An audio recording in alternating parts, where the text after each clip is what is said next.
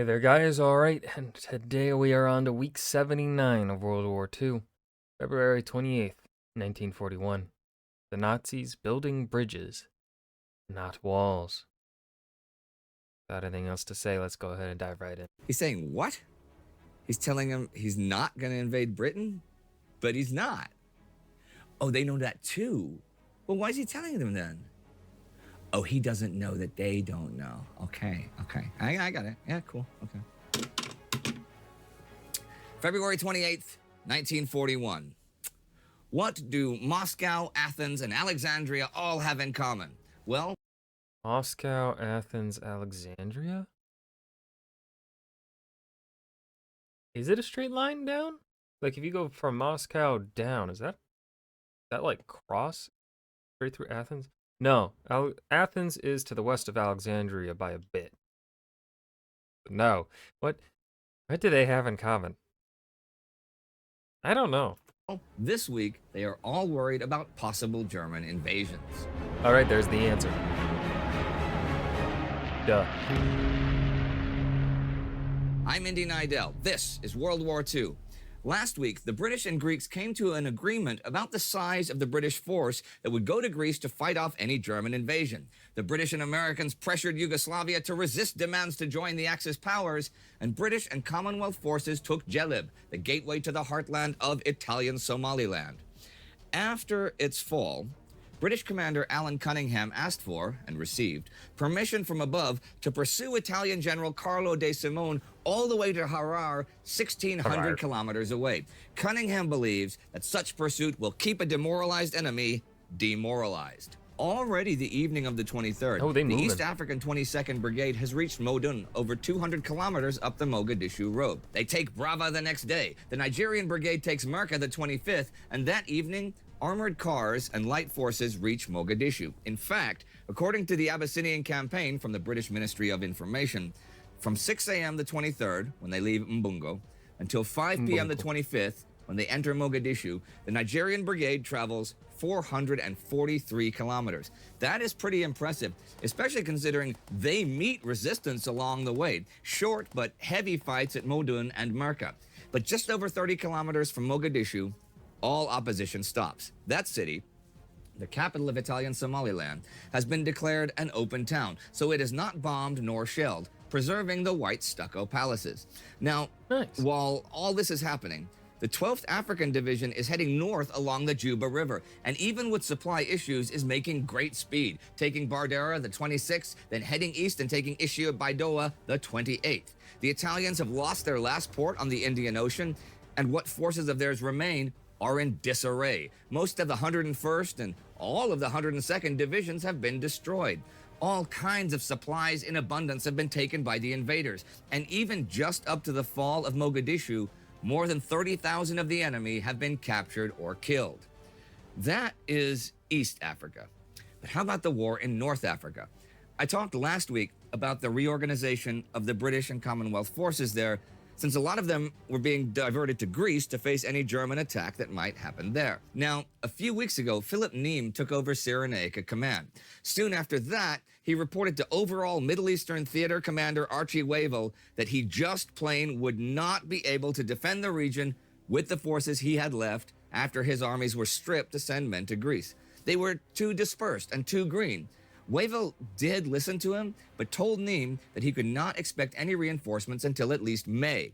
But an Italian, German, or combined offensive before then was really unlikely. I mean, the Germans just started arriving with their very first troops a couple weeks ago, and the Italians were pretty well beaten. He does, however, give Neame the green light that if such an attack does come, Neame can fall back to the Jebel, whose landscape I talked about a few weeks ago, where any Axis advantage in armor or planes would be less of an advantage.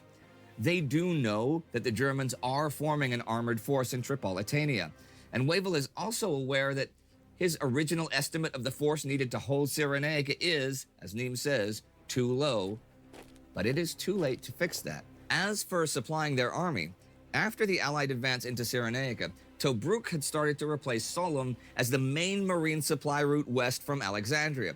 But since then, bad weather and German attacks, the Luftwaffe were now established on Sicily, has been messing with that. Also, Benghazi was supposed to be a big help, but that has not happened. Before the harbor had been swept for Italian mines, German air attacks had begun. Now on the 23rd, German planes sink the ships Dainty and Terror there. There is currently no anti-aircraft protection for the port, so it's impossible for a moment to build it up as a main advanced supply base. They're stuck using the over 700-kilometer coast road between Tobruk and the army at El Agheila as the main supply route. Besides reducing the value of the newly captured ports, the Luftwaffe's appearance imposed severe restrictions on the freedom of movement of British shipping in the Mediterranean. The direct sea route to the Middle East now became too dangerous for convoys, and by mining the Suez Canal, the enemy were able to delay the shipping turnaround at Suez itself.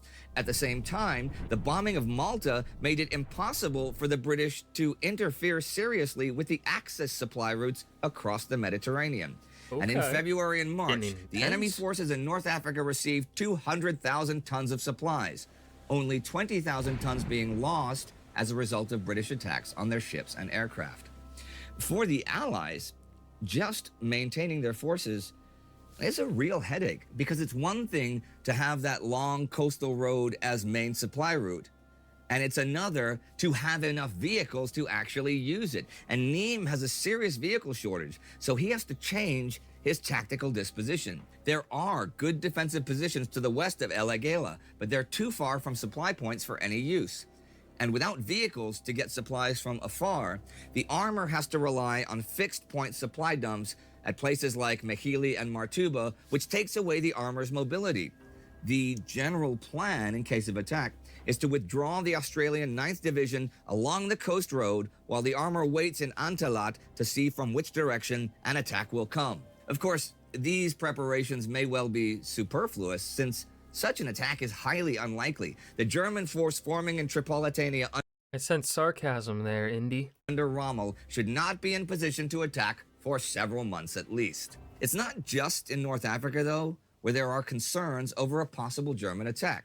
On the 25th, Georgy Zhukov, Soviet Red Army Chief of Staff, issues a secret directive calling Germany a probable enemy, and he tells the border regions to make appropriate preparations. The next day, the Soviet Baltic Fleet gets assignments in case of war with Germany. Mines and minefields are a big part of such preparations. However, they happen to have a shortage of mines at the moment. This is part of 2 days of Moscow staff talks. They decide to organize 20 new mechanized Army Corps for such defenses, as well as loads of new Air Force regiments with new planes. Thing is, as I mentioned last week about General Pavlov's request for more roads in the western border regions, the problem with Army or Air Force expansion is also a lack of all sorts of materials. And for the Air Force, Martin Gilbert points out that they don't have the ground facilities for new planes anyhow. Germany is making recon flights over the Baltic daily, and Adolf Hitler tells the Soviets this is designed to lull the British into thinking that they are not the next to be invaded. But Soviet intel knows that an attack on Britain has been postponed indefinitely, so Moscow is aware of danger. And we are well aware that Hitler is planning a huge attack on the Soviet Union for later in the spring. And here is a note to end this 6-day week to end this month. I have not had time to mention him lately, but February has been a very busy time for François Darlan. The French admiral and leader of the French fleet has become a well-trusted associate of French leader Philippe Pétain by now. And this month, he becomes Prime Minister, Foreign Minister, Interior Minister, Why? and Defense Minister. Okay, he just gets every job? Like, how can you effectively do all of those jobs? You can't. Which pretty much makes him the head of the Vichy French government. So that's the week. Big advances on 2 fronts in Italian Somaliland, and ever more worries in North Africa and Moscow. I'm going to end today by looking to southeastern Europe, though. Bulgaria has been a bit nervous the past few months. Hitler tried to get Tsar Boris to join the tripartite pact and become an Axis power back in November, but that didn't work. Hitler also discussed with him possible Bulgarian participation for an attack on Greece. Boris pointed out that with the weather and the poor road conditions in general on the Greco-Bulgarian border, such an attack by anybody could not happen until at least March, and he firmly insisted that Bulgaria could not in any open way be involved in German preparations until just before the attack. Bulgaria was really hesitant in general during the talks, partly because of fear of Turkish intervention if Germany attacked Greece, and partly because Bulgaria had rejected the Soviet Union's offer to send in a military mission. And they were worried that if Germany's military presence in Bulgaria became known, the Soviets might retaliate by taking the Black Sea port of Varna. So, they've insisted that all preparations the Germans make must be done in utmost top secrecy, and that Germany must supply Bulgaria with all sorts of weapons and equipment to beef up the coastal defenses. Modern artillery, AA batteries, mines, naval experts, things like that. Hitler said, sure, and sent in a military mission disguised as civilians. They reported that with the poor roads, limited fuel and provisions locally available, unreliable maps and all, that operations launched in cold and wet seasons in the region had major difficulties, but not insurmountable ones. And since the weather and logistical conditions were known by all to be so bad, it would be all the easier to camouflage Operation Marita, the attack on Greece, since no one would guess the Germans would do it.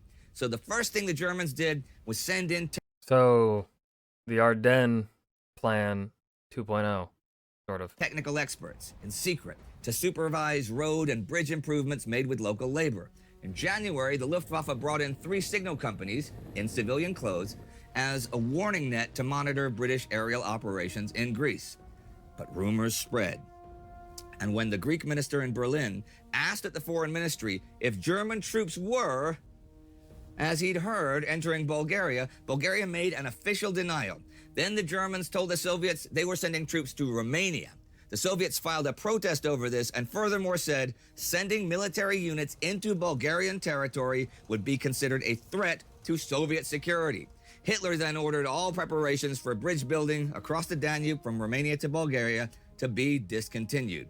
Hitler stated that 3 objectives were to be attained by the strategic concentration of German forces in Romania. First, an attack was to be launched against Greece, so as to prevent the British from gaining a foothold in the country. Second, Bulgaria was to be protected against an attack by the Soviet Union and Turkey.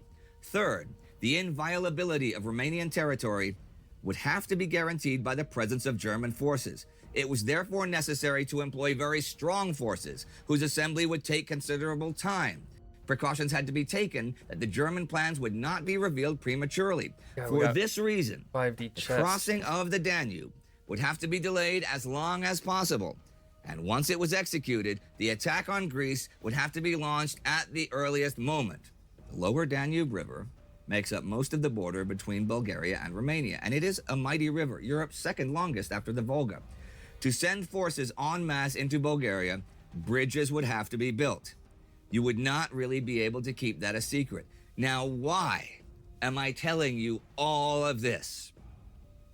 Because at 7 a.m. on February 28th, bridge construction across the Danube begins. Dun dun dun. Exciting stuff, huh? I mean, what in the world is going to happen?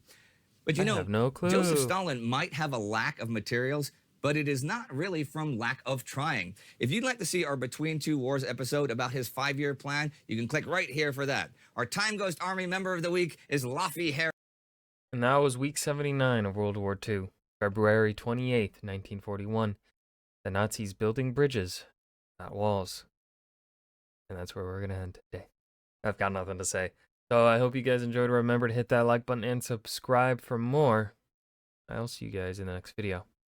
Peace.